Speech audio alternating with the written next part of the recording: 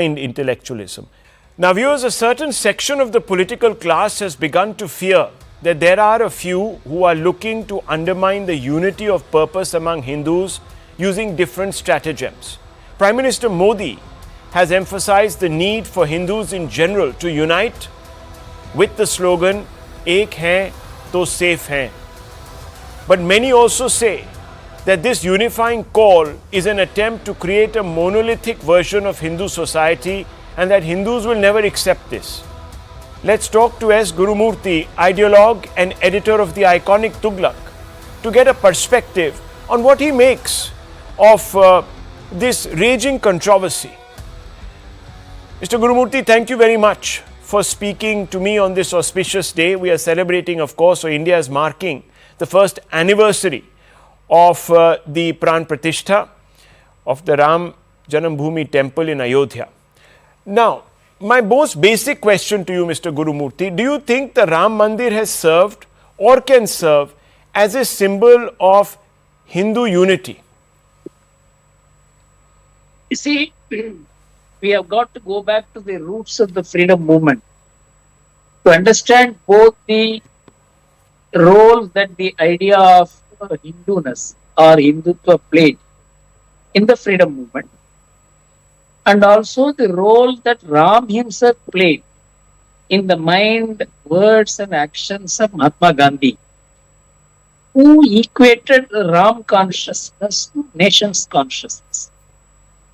So, if you don't connect the contemporary India to the freedom movement, the current controversy will not be getting the kind of clarity that one needs. Because most of the discourse today is based on what is the contemporary compulsions of any political party to make their presence in the coming election or next election. So it is a very narrow and a very encompassed way of thinking.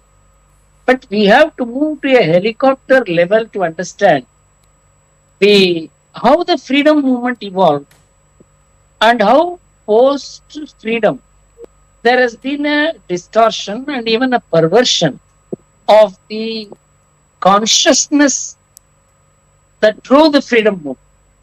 So I will answer it from that perspective, that Mahatma Gandhi was asked this question by a reader. That is, he doubled as the reader and the editor.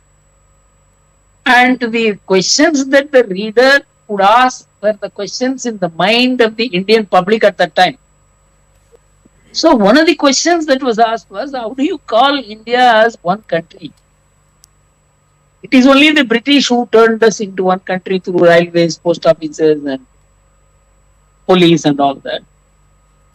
How do you say we are one nation and you want freedom for that nation minus the British? To which Mahatma Gandhi replied that this country is one because of the Char Dhams and how millions of people move from one end of the country to the other. And in every home, the Ganga water was worshipped as sacred. This made us into one nation in which no two Englishmen are. This was the foundational thought of the Indian freedom movement, particularly after Mahatma Gandhi began democratizing the freedom. The role that Gandhi played in democratizing the freedom movement and taking it to the last Indian, the OBC, the scheduled caste, and the rejected people. Otherwise, the Congress was just a petitioning party.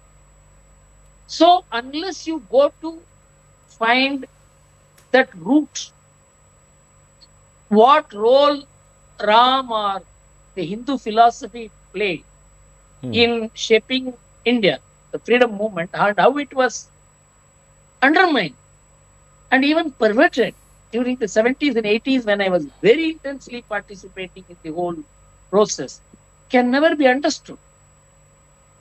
Even Pandit Nehru in 1935 in the uh, glimpses of world history at page 802, if I remember right, Yes. said that that Vivekananda's concept of Hindu nationalism, which he preached very aggressively, was not against anybody.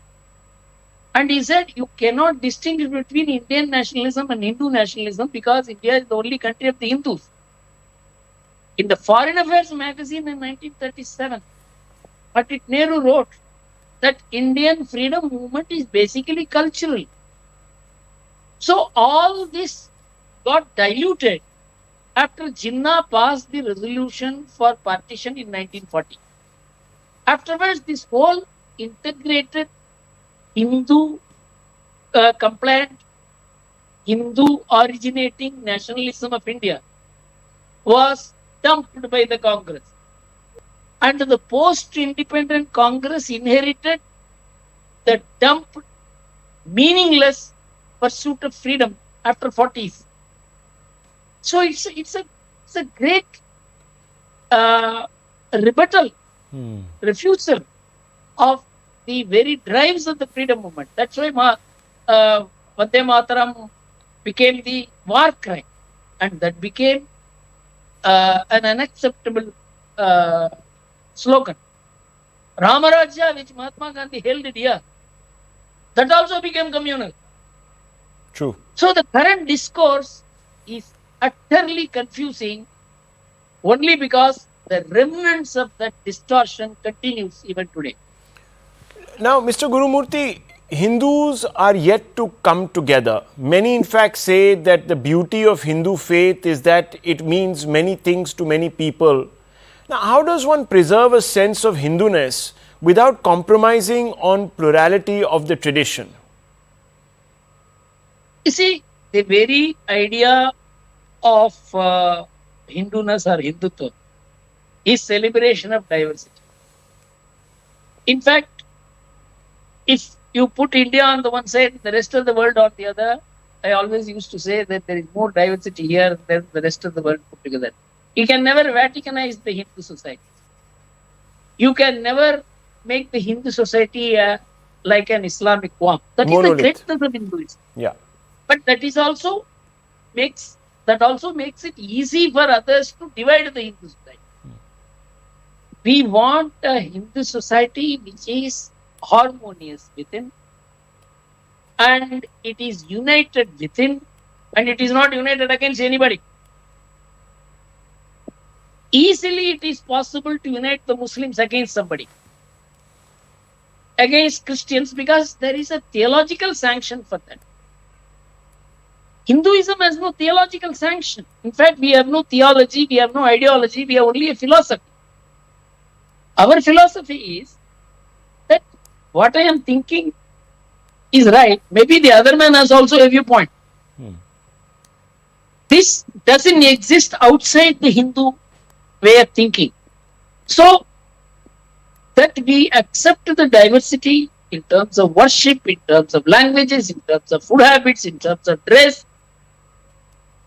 is the essence of India's diversified unity. We will have this challenge. Repeatedly, the disruptors will try and use this diversity as differences.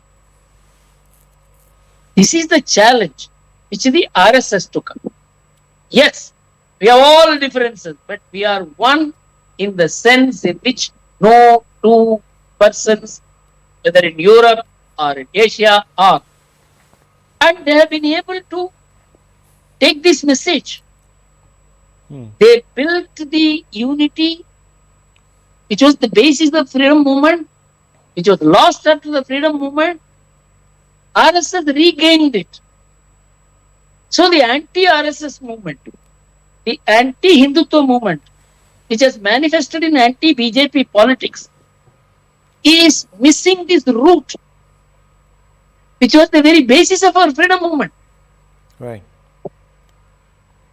So I have to ask you, because you said that this is never against anybody, that the Hindu tradition, Hinduness is not against anybody, yet Mohan Bhagwat ji has suggested an intense focus on Ghar Wapsi program. That would suggest that we return from another. How do you react to this? You see, most of these people had gone out not because of their love for another religion, because they were not given their due role in the Hindu society. Second, they were also lured and forced. In fact, all our freedom of religion bill says, whatever bills that were passed even in 1957, that nobody should be lured out of the Hindu religion. They were lured out. Everyone knows this. You see, it's a historical secret. Yeah. So you must understand that those who had gone out had not willingly gone. In fact, I would like to quote the 2008 religious leaders' declaration at the Hague on the occasion of the 60th anniversary of Human Rights Declaration, where all the religious leaders of all religions, including Islam, Christianity, different Roman Catholic churches and all that, and Swami Dayananda Saraswati participated from the Indian side, they agreed on three things. One, everyone has a right to be in the religion of his birth.